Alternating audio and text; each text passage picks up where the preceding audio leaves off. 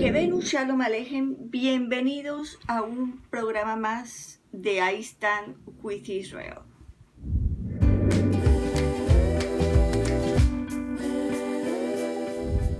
Este es un programa súper especial que he venido trabajando desde hace ya varios días y que es algo así como la continuación de un programa anterior que era sobre el suicidio de Europa ante la migración islámica.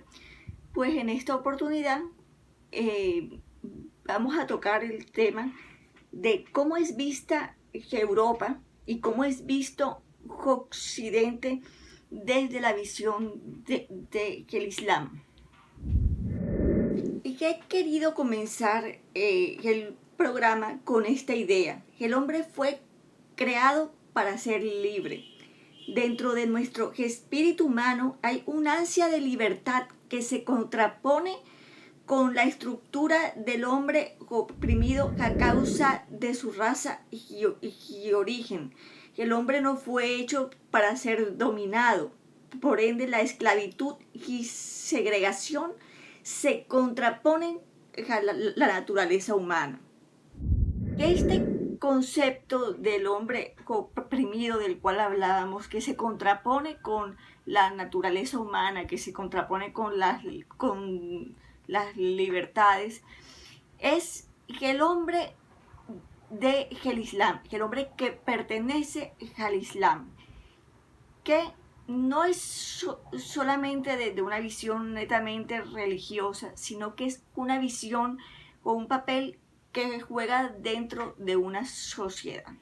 El multiculturalismo visto desde la visión occidental puede resultar algo muy atractivo e incluso muy positivo, siempre que exista coexistencia en donde que el aporte sea recíproco, es decir, que si llega un extranjero en calidad de refugiado, en calidad de migrante, que no sea solo que extender las manos para recibir, sino que dé, que no sea una carga para el Estado que le ha acogido.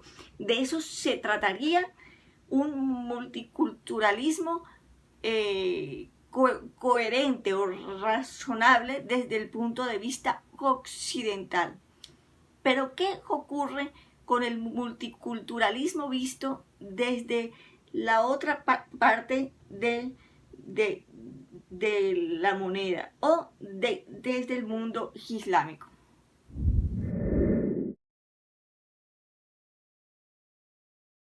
Ya habíamos mencionado algo sobre el punto de vista occidental sobre el multiculturalismo.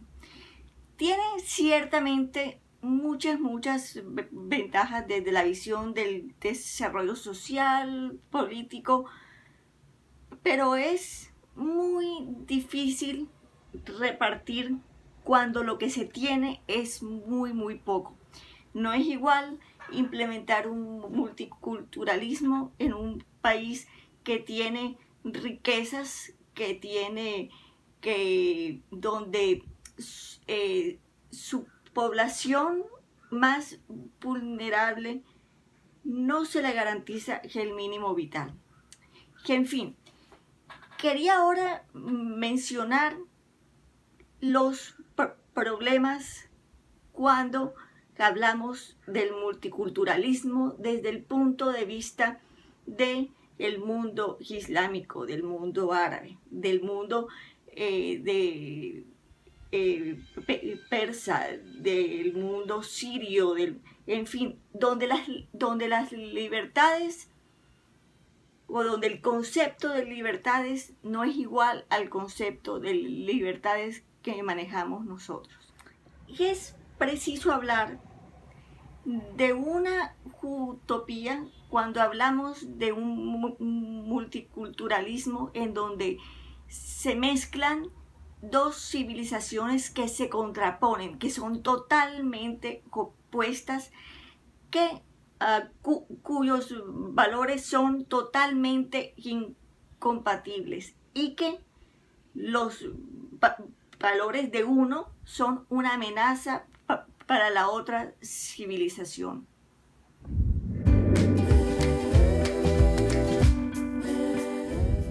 En su obra Choque de Civilizaciones, Samuel Huntington, el analista estadounidense, nos habla de que en un futuro la fuente principal de los conflictos en la política global serán aquellos que surjan a partir de conflictos entre países o estados que pertenezcan a distintas civilizaciones. En referencia a esto, Huntington establece una diferencia entre civilización y civilizaciones. De acuerdo con lo que explica Huntington, civilización en singular es la diferencia entre la persona que tiene cierto grado de educación, es decir, la persona civilizada, y la que no lo es. En cuanto al concepto en plural, es decir, civilizaciones, hace referencia a un conjunto de países y sociedades en las que se encuentran elementos en común que permiten la coexistencia. Y que estos elementos, tanto civilización como civilizaciones, están dentro de la cultura e identidad que son intangibles y que pertenecen al mundo de las ideas. A partir de el grado de compatibilidad de estos elementos identitarios, las civilizaciones pueden hacer alianzas o bien pueden hacer enemistades. Tomando esta idea de Samuel Huntington, el Islam como civilización está fundamentada en conceptos identitarios totalmente opuestos a los valores occidentales, tales como el individualismo y la democracia, que en el Islam son bien rechazados y combatidos.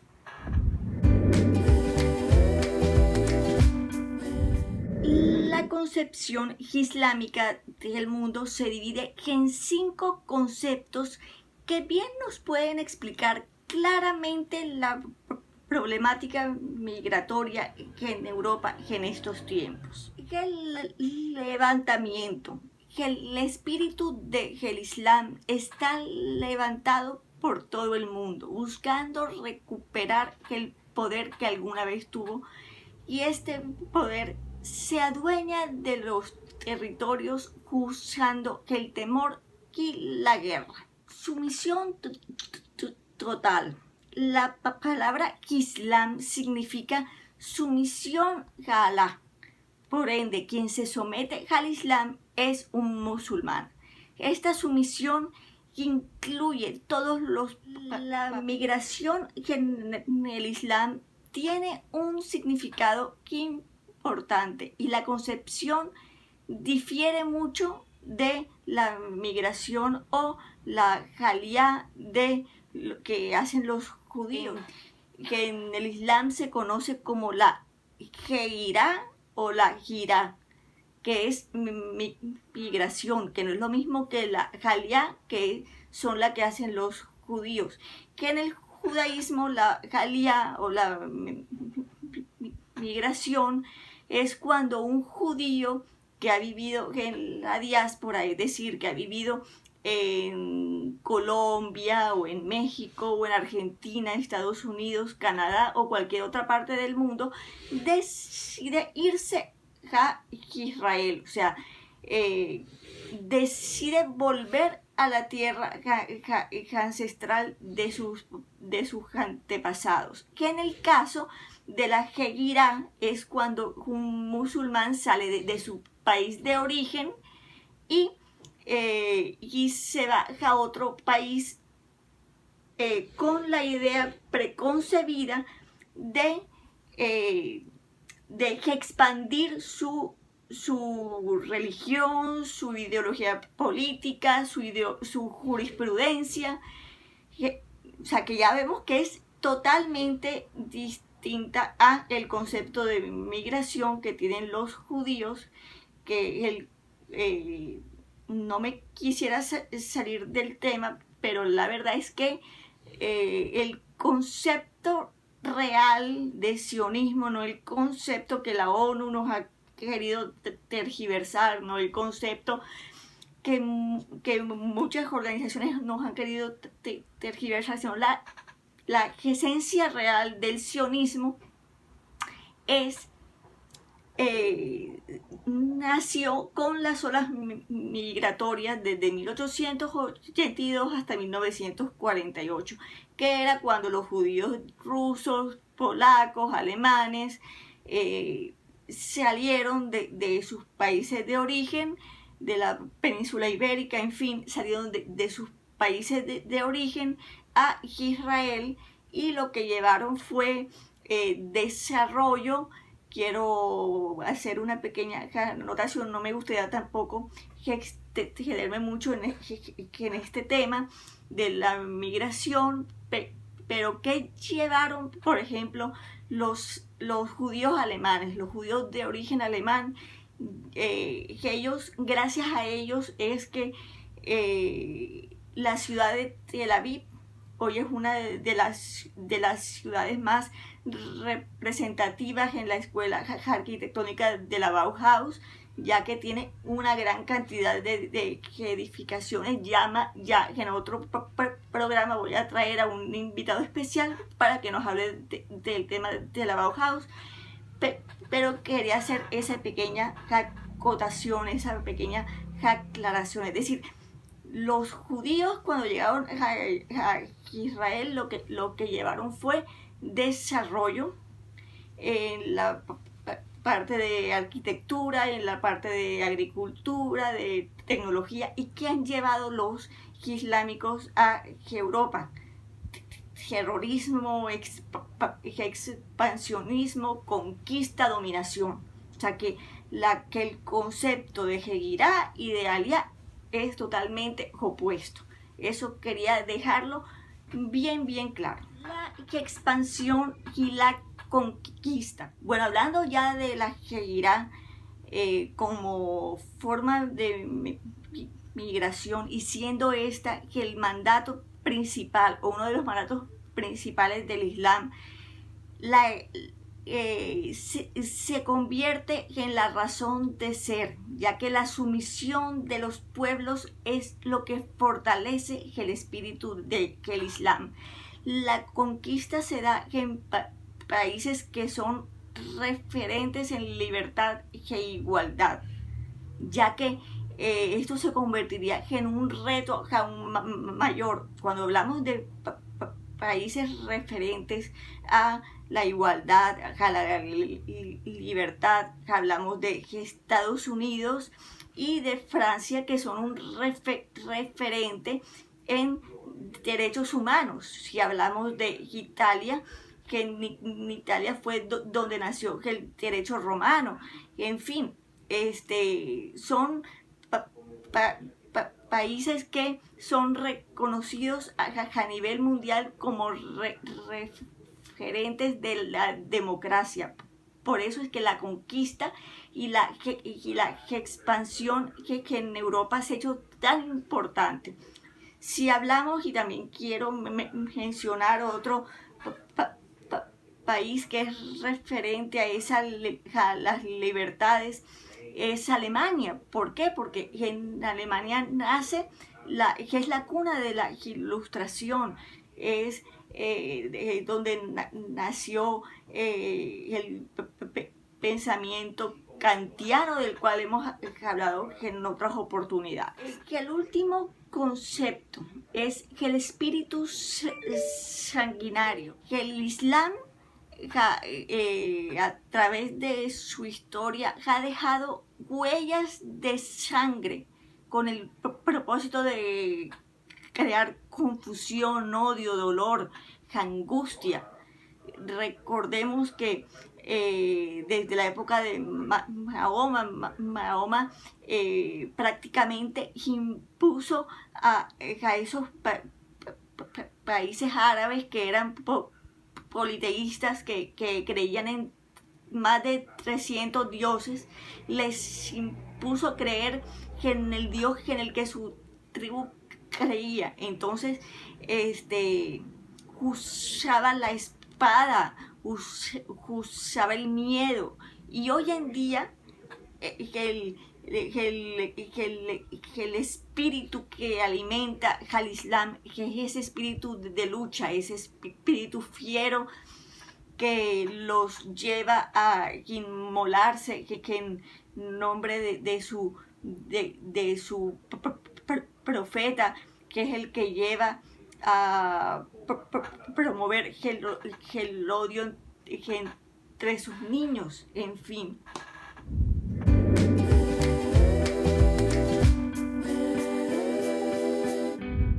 Y que existe una ventaja que tiene el Islam respecto al mundo occidental, y es que el Islam tiene un concepto demasiado positivo de sí mismo.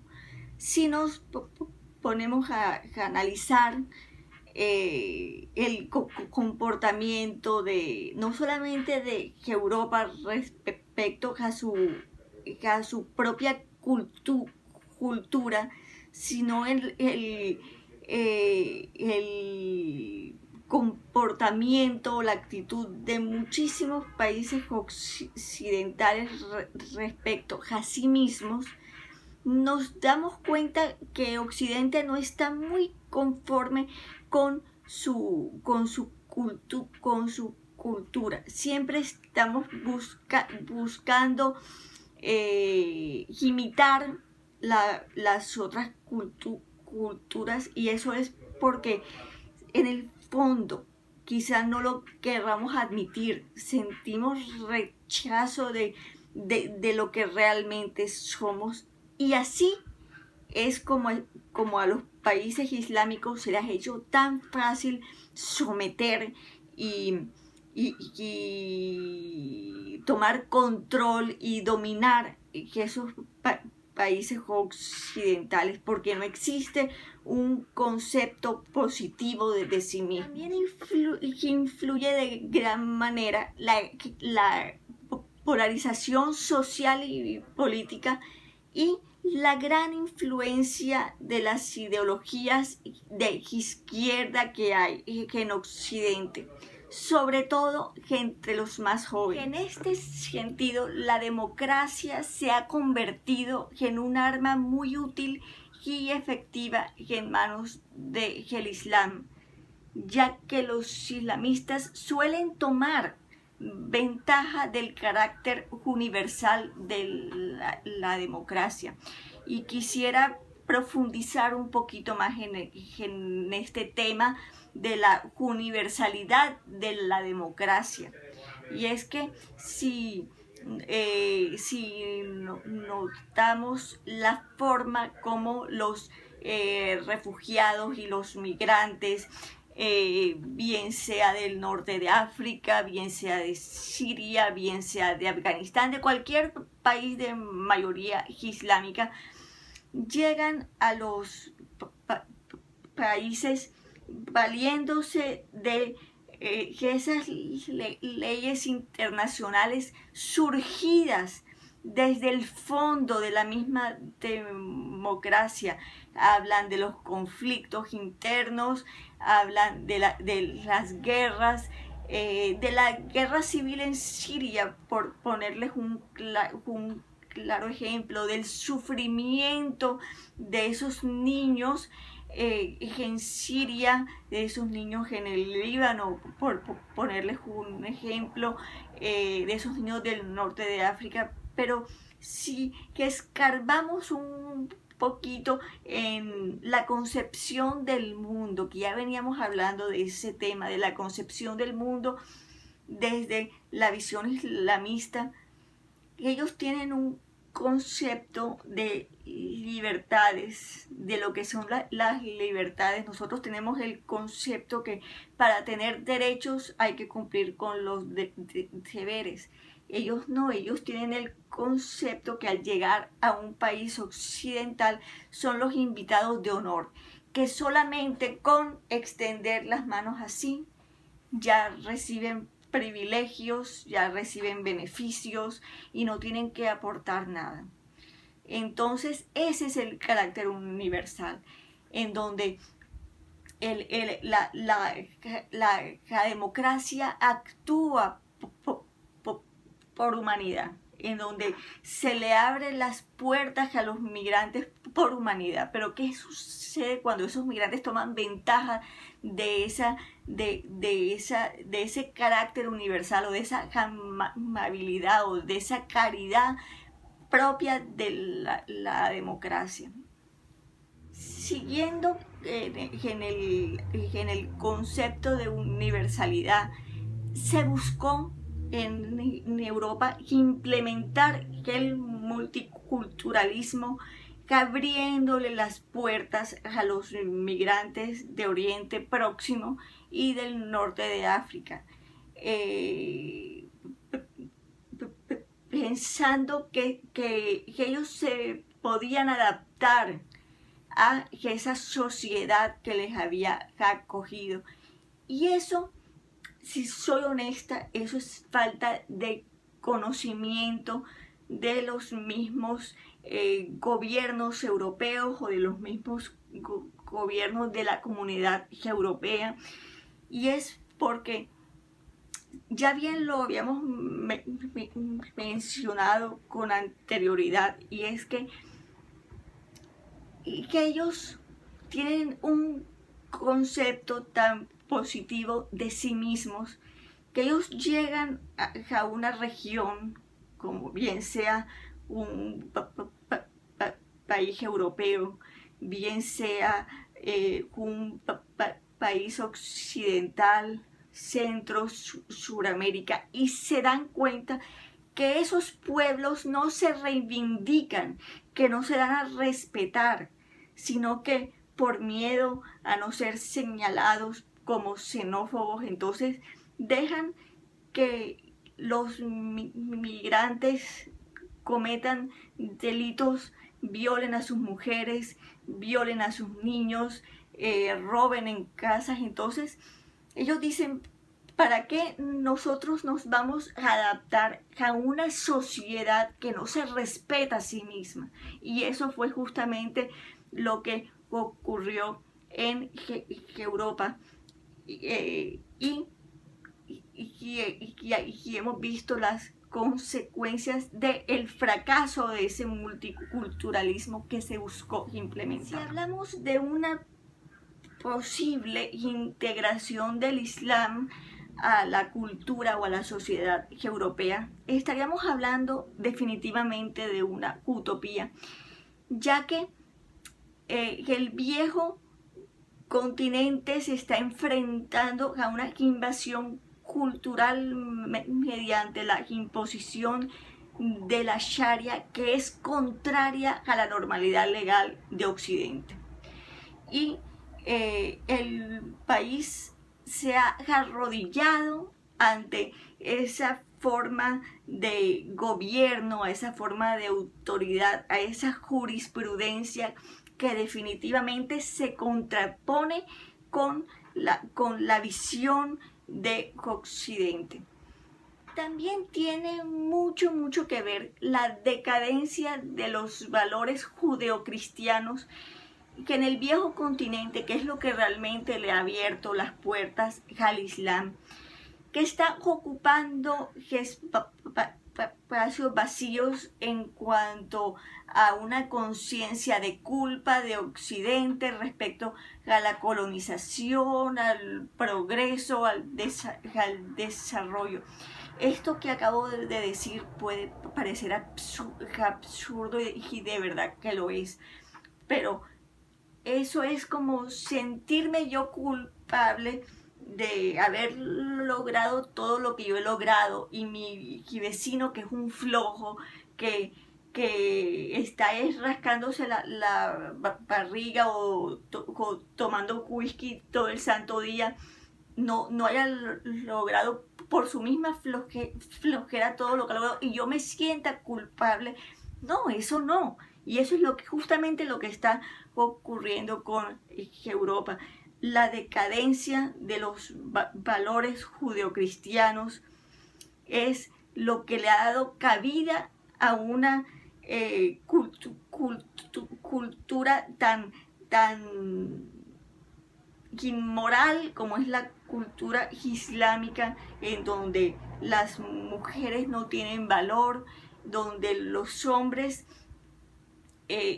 golpean donde se pueden ver matrimonios de hombres de 35 años con niñas de 8 o 9 años, de niñas aún más pequeñas, que todavía que en sus mentes debe estar jugar con las muñecas y no que estarse casando con un hombre que bien puede ser su papá. La decadencia de los valores judeocristianos también tiene que ver con un extraño odio de Europa que se tiene a sí mismo y la duda de su propia identidad.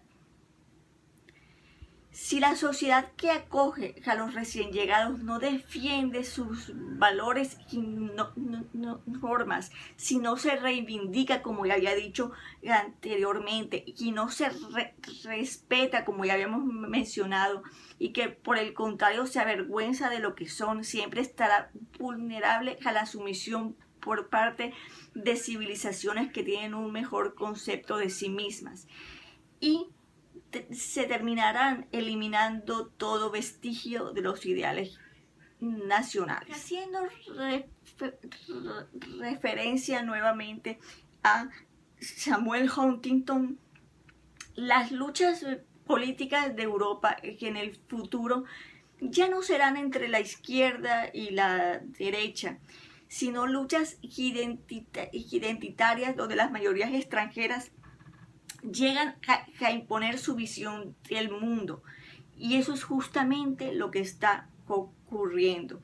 El señalamiento de xenofobia suele ser también una excusa para el sometimiento del nacional y convertir la inmigración en una de las nuevas religiones. Los países europeos, pero también mencionemos a nuestros países de este lado del mundo, se han visto afectados por la crisis del multiculturalismo.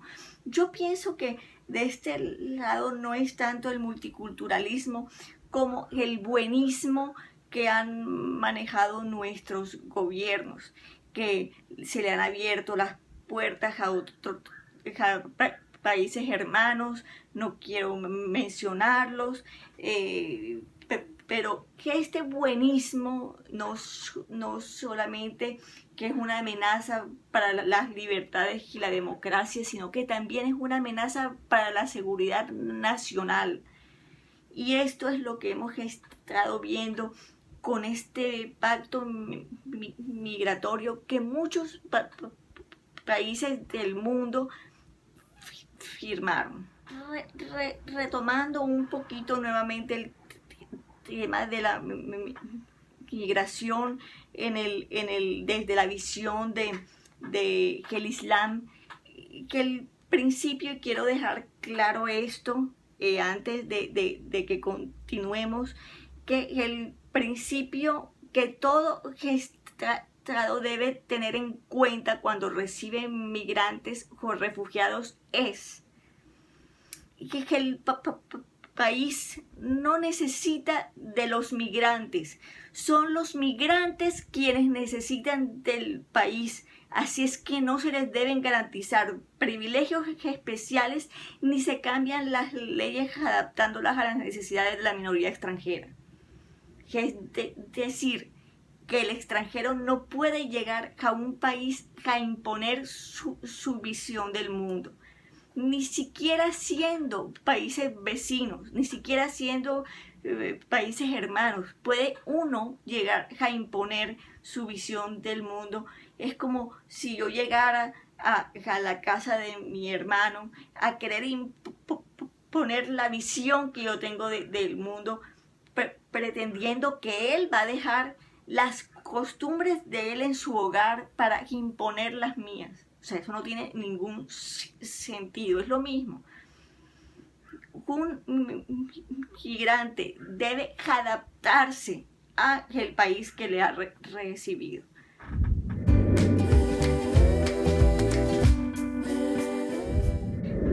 A comienzos del siglo XX, el mundo era eurocéntrico.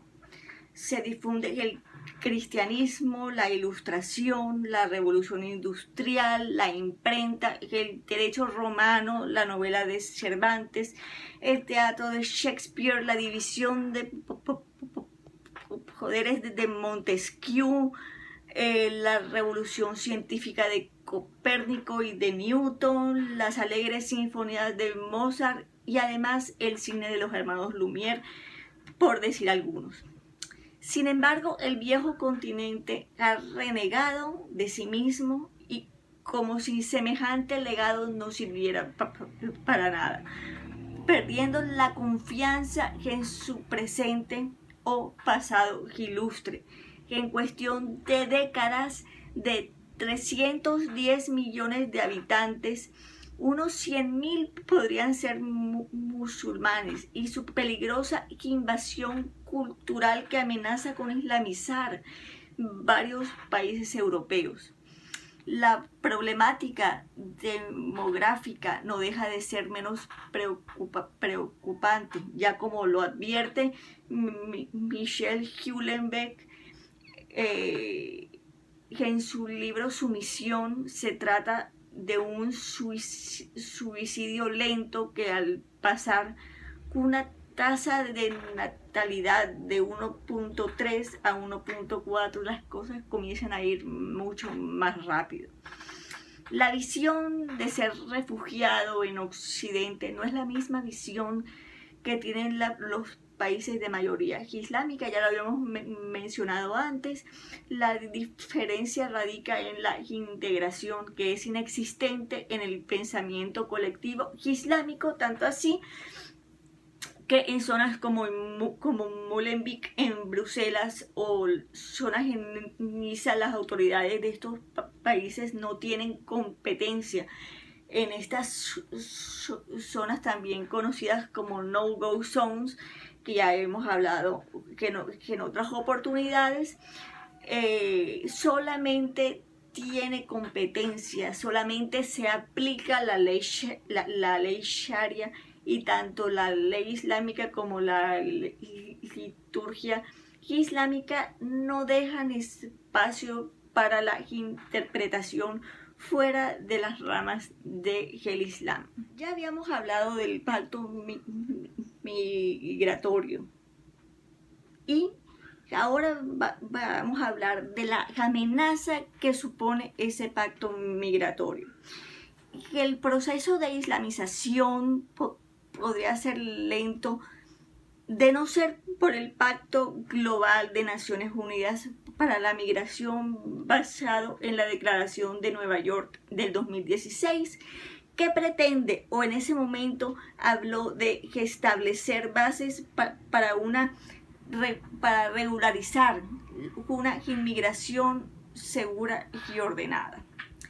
El ministro de Asuntos Exteriores húngaro advirtió que el pacto podía entrañar un grave peligro para Europa, ya que sería lo mismo que tipificar la migración ilegal como un derecho humano fundamental, que eso en primera medida estaría violando la soberanía y la autodeterminación de los pueblos. Es decir, que independientemente que yo tenga un control fronterizo en la frontera de Colombia con Venezuela, que de por sí es bastante penetrable, con este pacto, no importa qué tan cuidada tenga yo ese control migratorio o esa frontera que tan cuidada la tenga. Tengo que dejar pasar al que quiera atravesar la frontera sí o sí. De eso se trata. no que voy a cerrar la frontera, sino que independientemente de las decisiones internas, que ese pacto obliga a los países a que las fronteras permanezcan abiertas. Que ese es el peligro de la migración o del pacto del cual hablaba la Declaración de Nueva York en el 2016. También vamos a hablar de lo que cuesta para los gobiernos europeos, pero me quiero centrar más porque de verdad que fue el caso que más me llamó la atención, el caso español, lo que le cuesta al Estado español los migrantes. Entonces, sí es importante que tomemos en cuenta esto. Y quiero comenzar diciendo que la idea de la migración es que el recién llegado aporte mano de obra al país que buenamente le ha acogido. Los que hemos sido migrantes, independientemente de las razones que nos haya llevado a llegar a ese punto de la migración, desde que llegamos a el país, bien sea Canadá, como fue el caso mío, Estados Unidos, Italia, México, lo que sea, es que allá simplemente soy un número más.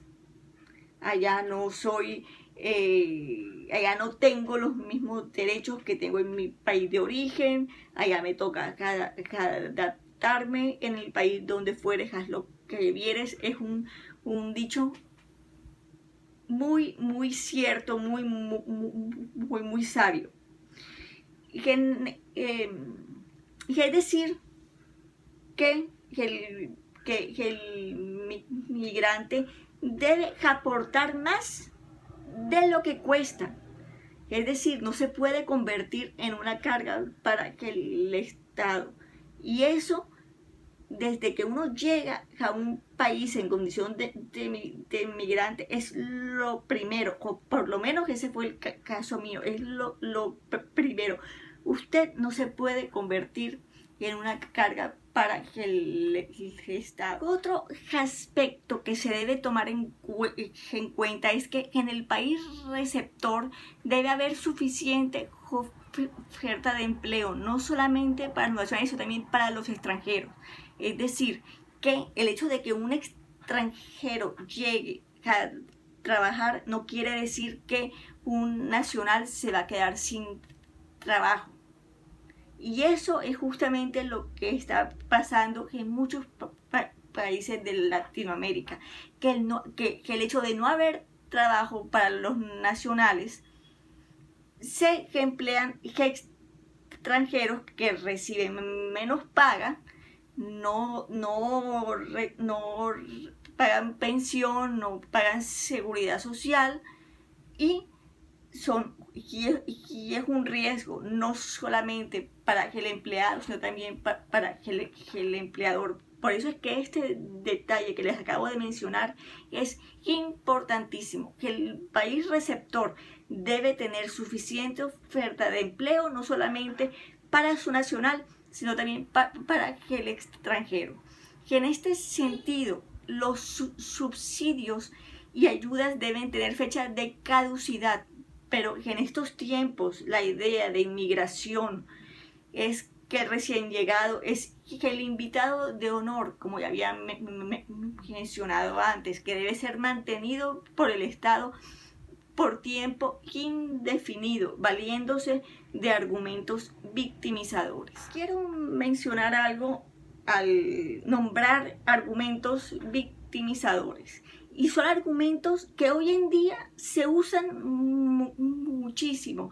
Se han vuelto un argumento de moda, no solamente para muchos nacionales, sino también para muchos extranjeros. Yo, a título personal, yo siempre he criticado eso que te dicen a ti, ay, es que pobrecito o pobrecita.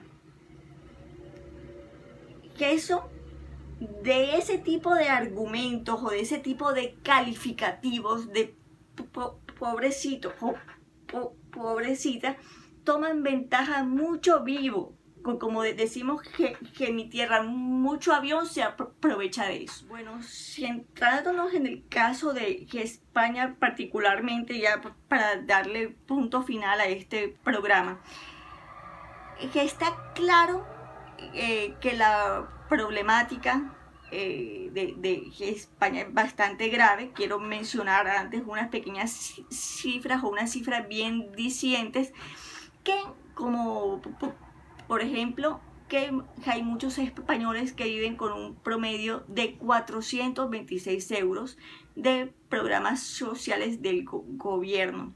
En cambio, los musulmanes que llegan allá en calidad de refugiados o de migrantes se aprovechan de una infinidad de ayudas y beneficios, siendo estos el 90% de los beneficiarios. Que en muchas ocasiones estas ayudas ascienden a 2.000 euros, siendo los propios españoles quienes menos dinero reciben. Los españoles no tienen asegurada su pensión después de haber trabajado durante décadas, pero decenas de extranjeros la reciben sin haber cotizado un solo año de sus vidas. Algunos países han utilizado presupuestos de ayuda al desarrollo para acoger a refugiados en sus territorios. Que en el caso de Suiza, que el costo de los migrantes es incluso superior al costo del ejército. Entonces ya vemos la dimensión del buenismo de los gobiernos europeos, que no es menos que el buenismo de los gobiernos latinoamericanos, abriéndole las puertas a los extranjeros. Yo siempre he dejado claro, no me gusta caer en la xenofobia, y siempre, cada vez que yo hablo de estos temas, me cuido mucho de eso, de caer en la xenofobia. Se supone, y siempre lo he dejado claro, que High Stand with Israel es un movimiento que combate la discriminación. Esta es nuestra bandera, combatir la discriminación. Entonces, quiero dejar claro que yo en ningún momento, si algún hermano venezolano me escucha, si algún hermano ecuatoriano me escucha, o cualquier persona, que sepa que yo en ningún momento, nunca he querido caer en el tema de la xenofobia. Yo ya he hablado antes del tema. Existe una gran confusión en cuanto al concepto propiamente dicho de xenofobia. Cualquiera piensa que si yo no estoy de acuerdo con la llegada de migrantes a Colombia, o si yo no estoy de acuerdo con con que los migrantes reciban ciertos privilegios, entonces ya caí en una actitud xenófoba, y la xenofobia no es eso. La xenofobia es algo mucho más complejo que simplemente tener una opinión respecto a los migrantes, y ya yo lo he dicho en repetidas oportunidades de qué se trata el concepto que yo tengo al respecto, y no creo que sea el momento de seguir ahondando en el asunto porque ya me pasé del tiempo. Pensaba hoy hacer un programa de 20 minutos y ya me he pasado mucho más de eso. Entonces quiero dejarles un último mensaje antes de terminar con la emisión de hoy, y es: cuídense. Yo trabajo desde mi casa, yo no salgo, Mi esposo tampoco sale, y las veces que sale es para cosas muy puntuales como pagar servicios, como ir al mercado. Pero como yo no manejo, entonces yo no, gracias a Dios que no me he tenido que ver en la obligación de salir. Pe- pero en ese sentido, también si usted no tiene una razón de valor para salir a la calle, no lo haga. Cuídese, quédese en su casa, dedíquese a hacer algo productivo con su tiempo. Adiós.